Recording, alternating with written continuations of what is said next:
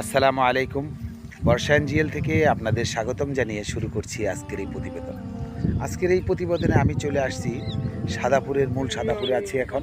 এই সাদাপুরে আপনারা জানেন যে এই সাদাপুরে আমাদের কিছু জমি আছে অবশ্য। তো ওই জমিতে আমরা ধানের আবাদ করব সেই আশায় এখানে আমি লোকজন ভাই ব্রাদার নিয়ে আসছি। তো সেখানে আমরা খুব কাছাকাছি সময় চলে আসছে, আর খুব সম্ভবত ৫ থেকে ৭ দিন আছে পৌষ মাসের। তো এই পৌষ মাসে আমি সাধারণত পৌষ মাসের প্রথম সপ্তাহে কি প্রথম দিনে আমি ইনশাল্লাহ ধান রোয়ার চিন্তাভাবনা আমার আছে। তো আল্লাহ যদি সব কিছু শরীরগত ভালো রাখে, অবশ্যই আমি ইনশাআল্লাহ বাঁচায় রাখে আল্লাহ, তাহলে আমি পৌষ মাসের প্রথম তারিখেই আমি ধানের চারা এখানে আমি রোপণ করব চিন্তা ভাবনা করেছি। যে খালটা দেখতেছেন, খালের ওই পারে আমাদের গান্ধারিয়া গ্রাম। তো ওই গ্রামের সন্তান আমি। তো আমি আসছি এই গ্রামে যে ধান ক্ষেত করার জন্য। আপনাদের আমি দেখানোর চেষ্টা করতেছি। এই জমিটা আমরা কচুরিপানায় বরাদ্দ ছিল। এই কচুরিপানাগুলো আমরা এখন পরিষ্কার করে কাল অথবা পরশু দিন আমরা হালের ব্যবস্থা করব, চাষ দিয়ে পানি দিয়ে তারপরে তৈরি করার পর এটাকে আমি প্রথম তারিখেই ইনশাআল্লাহ গোচা দেওয়ার চিন্তাভাবনা আছে। এখানে আপনারা দেখতে পাচ্ছেন বিশাল জমি করে আছে, অনেক করেছে, কেউ পালং শাক করেছে, কেউ বেগুন করেছে, কেউ ধান চাষের জন্য এই নিচু জমিকে নির্বাচন করেছে। খুব তাড়াতাড়ি পৌষ মাস তো খুব তাড়াতাড়ি চলে আসছে। তা আপনারা পৌষ মাস খুব কাছে, সপ্তাহখানিক পরে পৌষ মাস শুরু হয়ে যাবে ইনশাআল্লাহ। তো এই পৌষ মাসের প্রথম সপ্তাহে আমি প্রথম তারিখে পৌষ মাসের প্রথম দিনে ইনশাআল্লাহ আল্লাহ যদি আমাকে তৌফিক দেন এবং বাঁচায় রাখেন, তাহলে ইনশাআল্লাহ ধানের চারা আমি এখানে রোপণ করব। আপনারা এই জমিটা অন্য বছরও দেখেছেন, এই জমিটা কিন্তু আমি মূলত ধানের জন্যই ধান ক্ষেত করে থাকি। তো এমত অবস্থায় আপনারা দেখতেছেন এখানে দুই ভাই কি সুন্দর তারা দুপুরের খানা শেষ করলো। অবশ্য উত্তরা বাতাসে কনকনে শীতের বলে দিতেছে যে শীত খুব কঠিনভাবে শীত পড়বে, কনকনে শীত পড়বে। উত্তরে বাতাস চলছে ধবধবে, আপনার শব্দটা অবশ্যই পাচ্ছেন। তো সে মতো অবস্থায় আমরা তারপরও এই শীতের মৌসুমে কাজের জন্য এখানে আসছি। সাদাপুরের এইখানে আমরা কাজ করার জন্য আসছি, আমরা কাজ করতেছি। লোকজন ভাই ব্রাদার আছে, ওনারাও কাজ করে।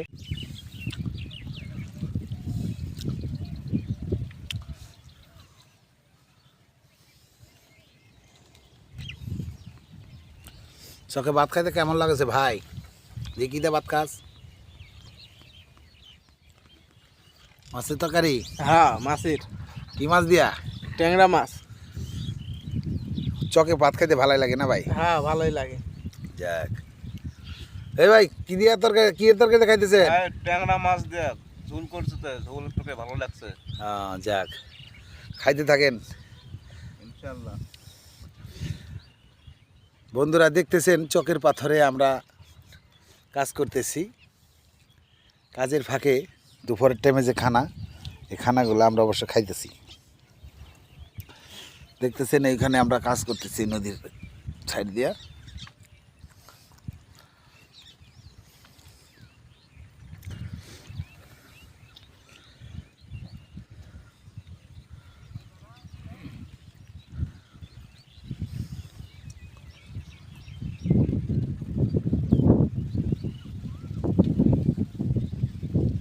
তো এখানে খাল এবং খালের পরে আরও জমি যারা আছে অনেকের বাড়িঘর আছে। তো এই ধরনের জায়গাগুলো একসময় এই আপনারা এখানে যা দেখতেছেন, পেছনে দেখতেছেন একটা বট গাছ। অন্তত এই বট গাছটা কত বছরের পুরানো আমি জানি না, 100 বছরের নিশ্চয় হবে না।